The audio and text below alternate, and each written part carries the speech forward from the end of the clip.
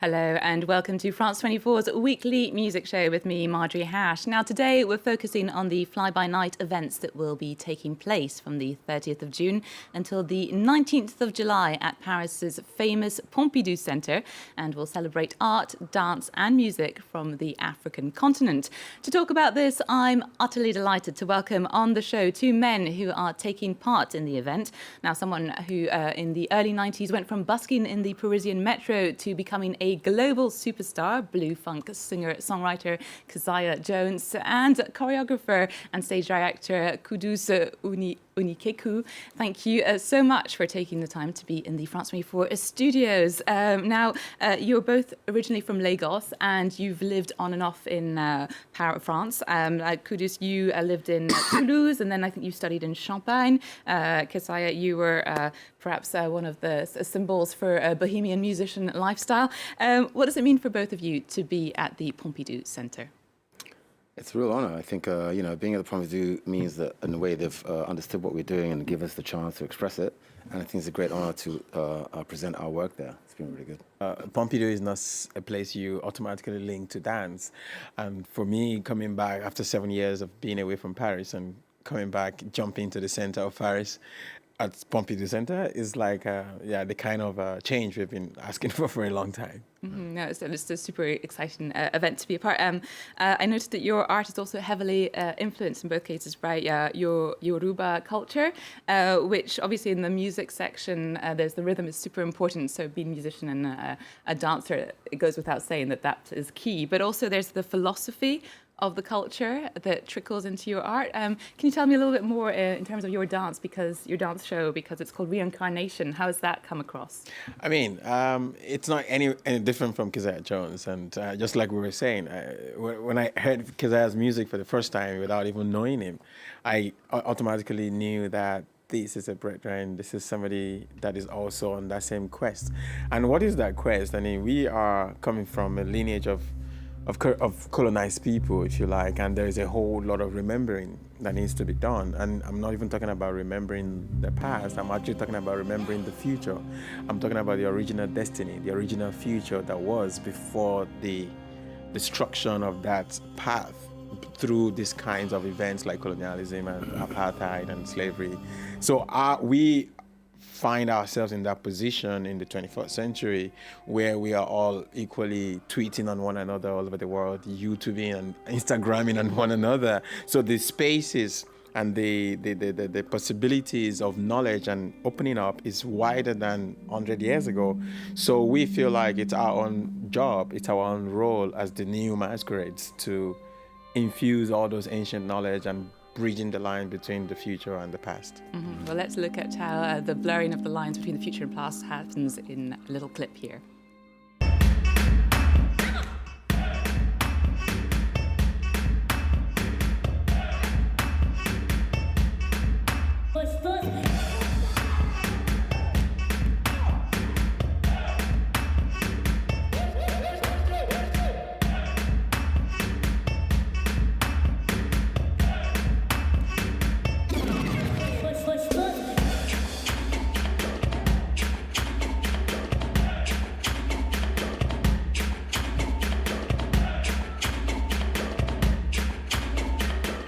Some infectious moves there. Keziah Jones, your show is called Symposium of the Future, which is a reference to a quote by Fela Kuti during an interview in the late 70s when he was asked why he was wearing certain clothes. Can you tell us a little bit about it? Yeah, in that particular quote, he was at Berlin, a festival in Berlin. He was asked about why he was wearing Western clothes if he calls himself African. He said, well, that's for a symposium discussion in future. So I took that on to say, well, why not have that conversation right now, and how do we go about it? Well, the fact that we're in so many different genres, this particular fly-by-night crew, why don't we use all our different genres to talk about the research we've made and share our research to people who are interested. So the Symposium of the Future is about sharing your research. What have you found out about yourself? What have you found out about existing today as an African person, as an African artist? And what is the result of that research? And that's what the symposium is going to be about, a conversation amongst us, with us, and through other people about the current situation right now where African minds are at Yeah, that is the symposium of the future. And you're an artist whose career has spanned over 30 years. We're going to take a little look at one of the clips from your last album, which came out back in 2013. This is Lunar.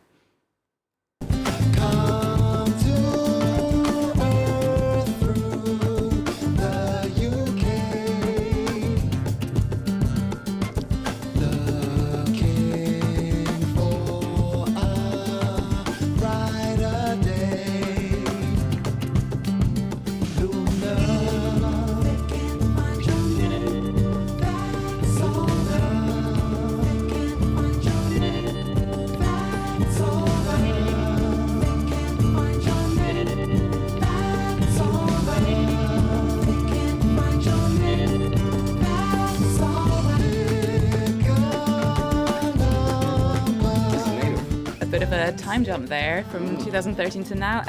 What kind of music will you expect? Will you expect to see Lunar on your show, or will that not be At the part show, of it? really, I'll be using music to illustrate some of the points I'm trying to make, based on the interview I did with Fela in '96. And that interview will be a part of the symposium, but I'll be playing my guitar to illustrate some of the songs I've written about this condition, about this situation of being an African artist. So that's where the music will come in. I'll choose some songs from previous albums, and I'll play some of the new music I've been making, which is very different to what the previous music is. So that'll be the role of the music in the symposium. Before we go on and I ask you about your new next music and album releases, I wanted to know the term world music, which was this giant box that people would just, in Western Europe and North America would just chuck anything that wasn't, European.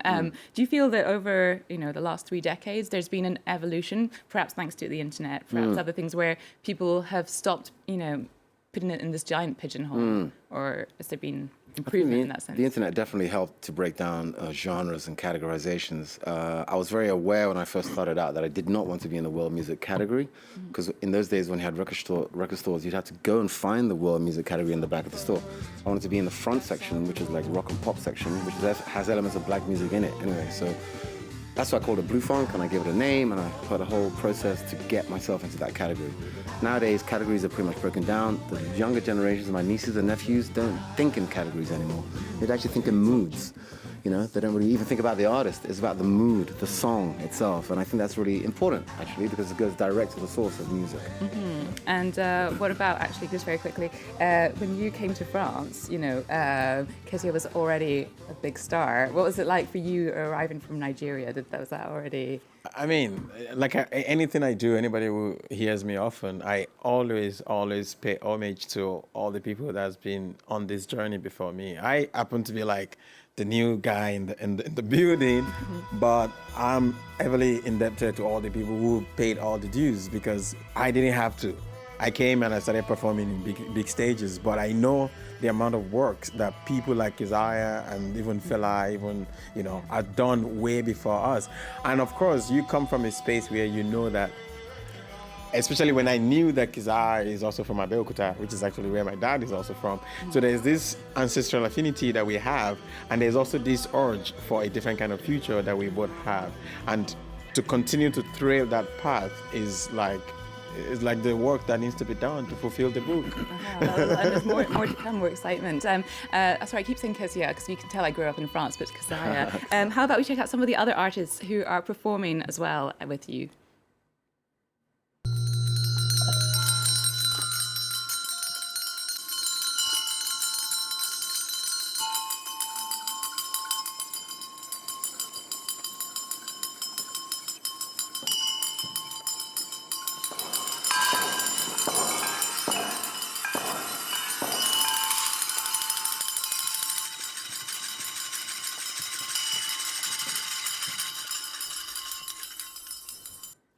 I'll look at another performing artist at the Fly By Night Festival, which you can find all the dates for will be on our France 24 website, france24.com. Because I have to ask you, next album, everyone's been waiting for it.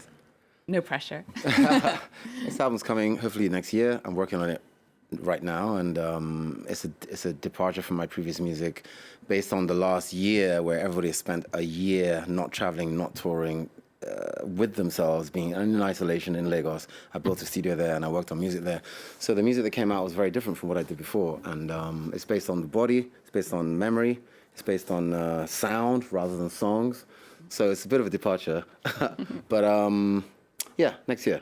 Okay, You'll hear it, great. And you've got more tours coming up, Qudus, around France in the summer. We're also hoping for some more collaborations on stage between you guys too. Yeah, for sure. We just did a concert together at Jazz of Yen 3 days ago. Yep. And which was like a good one. And of course, also we need to also mention that part of the Fly by Night, the person you just showed is Dorothy Munyaneza, who has also been to Lagos for our events. And Native and Simon are also going to be part of this event, which is happening on the 8th as well. And all of this is really one big crew. It's an amazing thing. So definitely go check it out if you can, and hopefully you'll bring it to the world. I'm afraid that we've run out of time. We have to close up the show because the news is coming up in just a few minutes. So remember, please head to france24.com if you want to get all the dates and events. And we've just got enough time to play out with the fantastic Laura Mvula, who's got a new album out called Pink Noise. And if you're a fan of Prince in the 80s or Michael Jackson in the 80s, well, this should be up your street. Guys, thank you so much for coming on the show. Thank you.